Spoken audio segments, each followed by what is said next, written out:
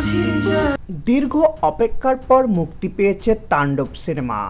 আর এই সিনেমার প্রথম গান লিচুর বাগানে গান নিয়ে ব্যাপক আলোচনা এবং সমালোচনা চলছেই। লিচুর বাগানের শিরোনামে গানটিতে কণ্ঠ দিয়েছেন প্রীতম হাসান এবং জেফার রহমান।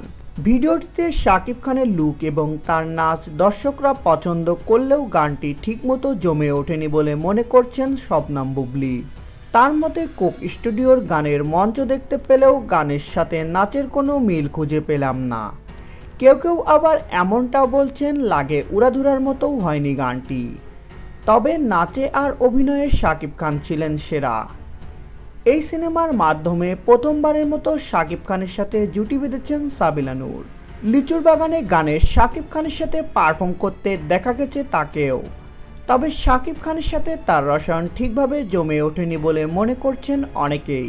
এ বিষয়ে শবনম বুবলী বলেন, সাবিলার অভিনয় একদম জঘন্য হয়েছে। এমন অভিনয় শাকিব খানের মতো নায়কের সাথে কোনোভাবেই যায় না। সাবিলার খোলামেলা এমন অভিনয়ও তার পছন্দ হয়নি বলেন তিনি।